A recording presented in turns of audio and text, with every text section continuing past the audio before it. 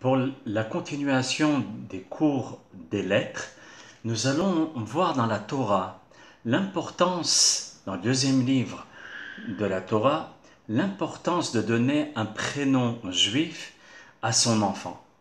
On voit dans le Sefer Shemot, dans le chapitre 1 et le verset 1. La Torah nous dit « Ve'ele Shemot bnei Israël habayim mitzrayma » Voici les noms des enfants d'Israël qui sont venus en Égypte. Et Yaakov, ish ubeto baou. Yaakov, d'accord, ainsi que chacun de sa famille sont venus en Égypte. Alors la Torah, elle décrit les prénoms des Bnei Israël. Reuven, Shimon, Lévi, Yehuda, Issachar, Zebulun, Binyamin, Gad, Naphtali, Gad et Asher. On peut se poser deux questions dans la Torah et ça va répondre sur l'importance de donner un prénom juif à son enfant. Ici, la Torah nous emploie le terme habaim, d'accord, qui viennent, c'est au présent. Et encore, une deuxième question simple, pourquoi la Torah, elle répète à redécrire les prénoms d'Ibn Israël lorsque déjà, à la fin de Bereshit, juste avant Shemot, la Torah, elle nous dit déjà les enfants d'Ibn Israël. On le connaît, on le sait. Donc pourquoi encore le répéter? Alors Lévi, Yehuda, etc., pourquoi le répéter? Le Baal HaTurim, d'accord, Rabbeinu Yaakov ben Asher, c'était le fils du Rosh. Ce grand maître, son père lui a dit, écoute, je sais que tu as écrit beaucoup dans la Halakha, je voudrais que tu puisses écrire aussi dans la Torah. Et en un soir, il a réussi à écrire plein de commentaires de la Torah, du début jusqu'à la fin, avec des valeurs numériques, sur des phrases, beaucoup de phrases, en nous disant combien de fois ce mot il était répété dans la Torah, et aussi combien de fois cette phrase elle est répétée dans la Torah, et quelle est sa signification. Il a fait ce travail en une seule nuit. C'est incroyable. Vous allez me dire, c'est peut-être une nuit d'hiver, mais malgré tout, c'est un travail phénoménal. Alors lui, il nous dit, Baal HaTurim, aussi toujours dans son commentaire au premier verset. Shemot Bnei Israël, quand vous prenez l'acrostiche de Shemot Bnei Israël Habayim, c'est l'acrostiche de Shivia.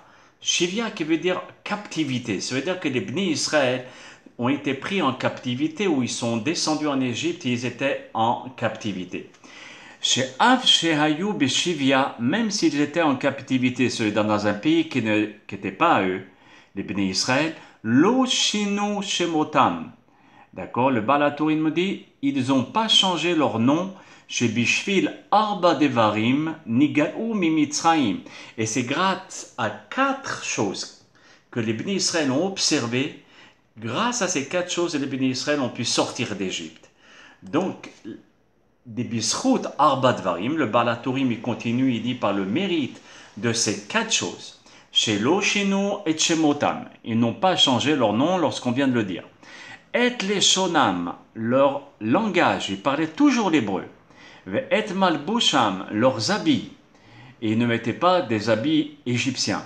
Et Lohayu Pirutzim Ba'arayot, ils ne rentraient pas dans la débauche égyptienne.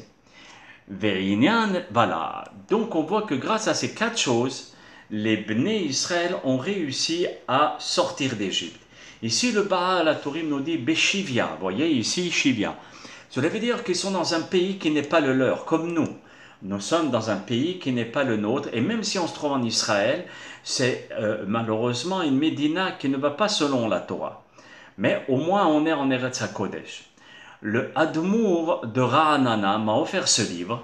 Et j'ai trouvé quelque chose de très important, très intéressant concernant notre cours.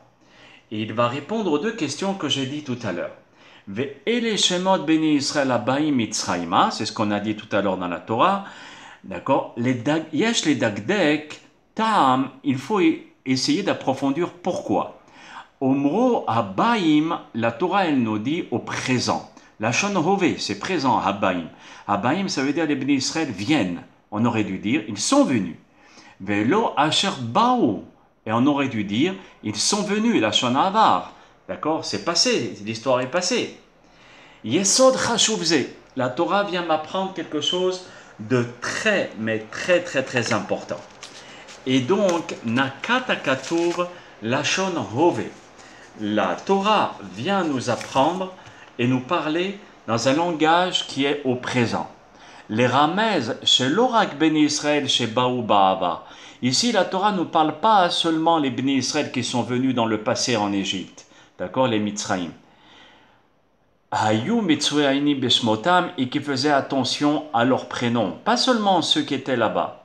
Et là, Gama Baim Bahove, même les Béni Israël qui vont dans des pays de la diaspora dans le présent, Hayu Mitzraïnim basé, il faut faire attention dans ce domaine. Vous voyez, pour dire que c'est à combien le prénom hébreu est important.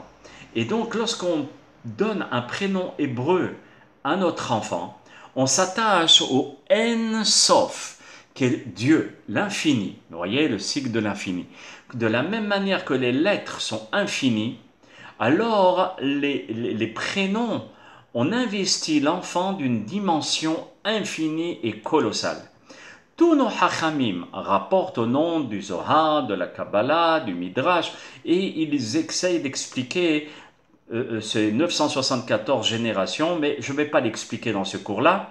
Tous nos hachamim nous disent que le monde et les lettres ont été créés 974 générations avant la création du monde. Donc ça veut dire le Lashon HaKodesh, l'hébreu, et toutes les lettres ont été créées à 974 générations. C'est sûr qu'il y a une très grande signification par rapport aux 974. On l'expliquera Blineder Be'ezrat Hashem dans un autre cours. Et donc là, nos sages nous disent, regarde un petit peu que ces lettres ont été créées par la bouche d'Akadosh Baruch Hu. Et toutes ces lettres qui forment des phrases, des mots, etc., avec ça, Akadosh Baruch Hu, il a créé le monde.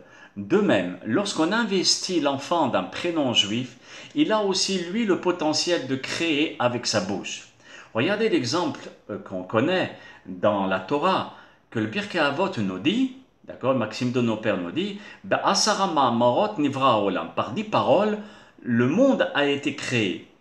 Et elle ne dit pas 10 actions, Asara ma'amarot. Et on va voir maintenant les 10 paroles. Vayomer Elohim, Dieu a dit, d'accord? Alors, qu'est-ce qu'il a dit? Dès le départ, il a dit Bereshit bara Elohim et hashamayim ve'et haaretz. Au départ, Dieu a créé le ciel et la terre. Donc Bereshit, ça veut dire dès le commencement. Bereshit fait partie des 10 paroles. Après, Vayomer Elohim Yeor, et Dieu dit que soit la lumière. Vayomer Elohim Yerakia. Dieu dit que soit les cieux. Vayomer Elohim yikavu amayim, que les eaux puissent se rassembler sur terre. Vayomer Elohim tache haaretz, et à ce moment-là que la verdure puisse pousser de la terre. Et vous remarquez tous ces Vayomer, Vayomer, Vayomer, avec la force de la parole. Continuons. Vayomer Elohim hiyeme orot, que Dieu dit que soit les constellations. Vayomer Elohim yishretsu amayim, que l'eau puisse donner naissance à des vers, vous voyez. Vayomer Elohim totse haaretz, Dieu dit que la terre puisse sortir l'âme sanguine. Vayomer Elohim naase Adam, et Dieu dit faisons l'homme. Bon, ici, je ne vais pas m'attarder, si vous voulez, pour les 10 paroles en expliquant, ça c'est un autre cours. Mais pour vous dire qu'Akadosh Baruch Hu a créé son monde seulement avec la parole. Et nous avons le potentiel aussi de créer les choses avec la parole. Lorsque nos sages dans la Gemara Shabbat et la Gemara Brachot nous dit que David HaMelech, il a instauré 100 brachot par jour, c'est de façon à faire les bénédictions avant manger et après manger. Pourquoi? Parce qu'on crée des mondes et aussi on crée une certaine protection autour de nous par le terme de Vayomer. Et il a dit, vous voyez? Donc maintenant, c'est ce qu'on appelle toute cette force de la parole, le Koach Adibur. Dieu nous a donné la force de la parole et de créer avec la parole. La Gemara Nida, à la page 31a, elle nous dit par rapport à l'importance du prénom et comment les parents sont investis d'une force pour pouvoir donner le prénom à leur enfant. Shlosha shutafim ba'adam. Il y a 3 associés dans l'être humain, la création d'un être humain. C'est la page 31a. Shanu hachamim bebraita shlosha shutafim yesh ba'adam. Il y a 3 associés pour créer un enfant. Akadosh Baruch Hu, Dieu, Ve'aviv, le père, Ve'imo, et la mère. Et chacun des 3 vont donner une partie à l'enfant. Aviv, le père, Mazria aloven. Il va donner le blanc, tout ce qui est le blanc dans le corps. Chez Memenu Atzamot, parmi ce blanc, ce sont les os, Gidim, les tendons, Tirponaim, les ongles, Moach, le cerveau, Sheberosho. Veloven, Shebeaïn, et le blanc des yeux. Ça, c'est le père. Imo, la mère, elle donne Mazraat Odem, elle donne le rouge. Chez Mimenu, c'est quoi le rouge? Or, Ubasar, la peau et la chair. Vedam, le sang. Se'arot, les cheveux. Veshhor, Shebeaïn, et le noir des yeux. Ça, c'est la maman. Ve'akadosh Baruch et Dieu, Noten Boruach Oneshama, il donne l'âme divine, d'accord, et l'âme sanguine, Ve'klasterpanim, et la forme du visage. Ça veut dire que nous ressemblons à personne, même 2 jumeaux ne se ressemblent pas quand on va affiner les jumeaux. Vous voyez, chacun ressemble à lui-même. Ve'ireyat Ayin, Dieu y donne aussi la vue, Ve'shmiat Aozen, et le potentiel d'écouter. Ve'dibur Pe, et la possibilité de parler. Ve'hilur Reglaim, la façon de marcher. Ve'dea Ubina Ve'askel, et l'intelligence, le savoir et le discernement. Voilà ce que Dieu nous donne. Donc il y a 3 associés dans la construction d'un enfant. Le Rashba, Rabbi Shlomo ben Aderet, qui vivait vers les Rishonim, vers 1000-1100, il était l'élève du Ramban, que je vous ai souvent parlé, pas le Rambam. Le Ramban, Rabbi Moshe bar Nachmanide. Lui, il nous dit quelque chose d'extraordinaire. Ki berega she'ahorim obdim la tête shem, au moment où les parents viennent à donner un enfant à l'enfant, nizrek, un prénom à l'enfant, nizreket baem ruach hakodesh. À ce moment-là, Dieu leur donne une prophétie, comme s'il devinait le vrai prénom de l'enfant. Ve'ayin ze, ve'aliyedeze, hem yicholim lechaven lemahut apnimit shel nefesh atinot.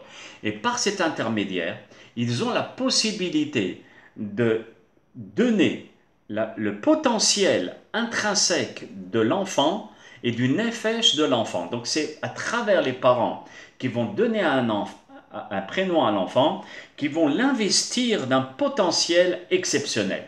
D'où l'importance du prénom.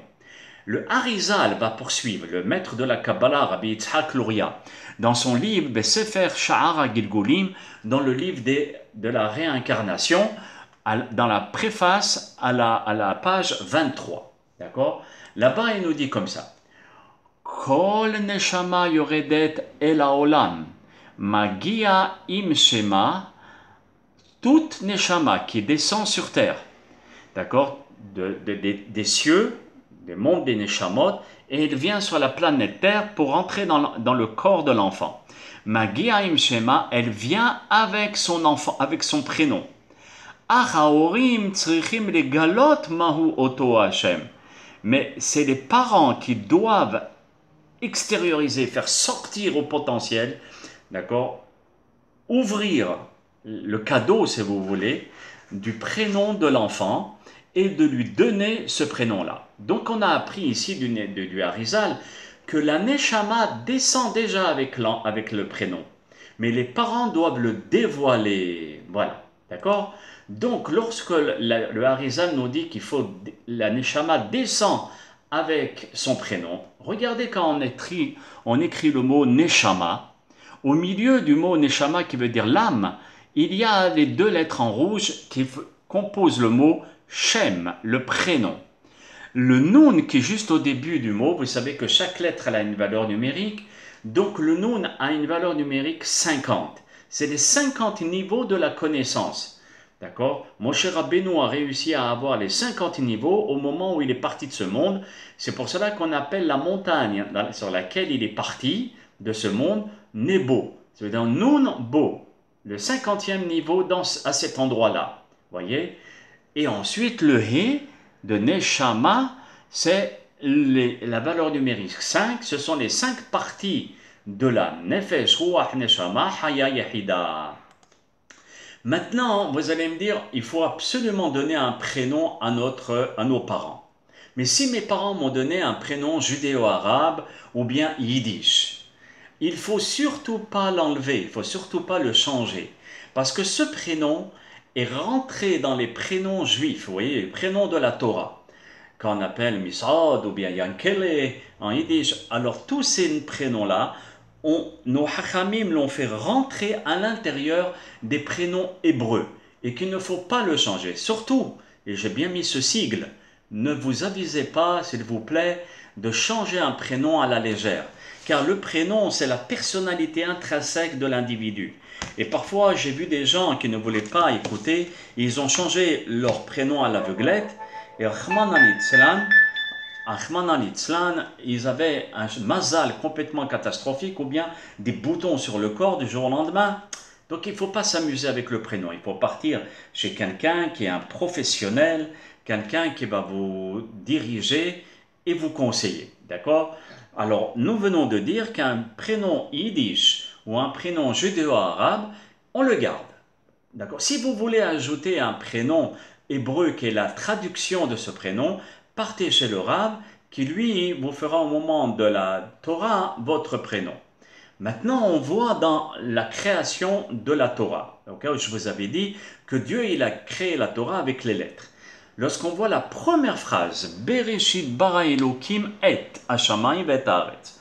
Au départ, Dieu a créé et. Le et, il est en trop apparemment. Vous avez tout de suite compris. Au moment où il a dit et, il a créé toutes les lettres de l'alphabet. Parce qu'on aurait pu dire Bereshit bara Elokim, shamayim va'aretz, les cieux et la terre. Vous voyez, on n'a pas besoin de ce et. C'est à ce moment aussi, d'accord, 974 générations vers la création du monde, que Dieu a créé les lettres de Aleph jusqu'à Tav. D'accord? Donc c'est toutes les lettres de l'alphabet. Maintenant, la première lettre de l'alphabet, qui est Aleph, on a beaucoup présenté ces lettres-là, où vous voyez tous les prénoms des gens qui commencent par Aleph. Le Aleph en lui-même, vous voyez, le Aleph en lui-même, c'est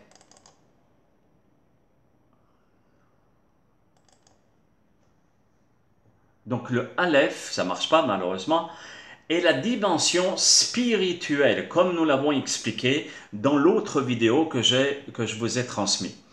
Nous allons après apprendre l'importance encore du Aleph et finir avec le Aleph Be'ezrat Hashem Itbarach. Kol Tuv, Bracha ve'atzlacha.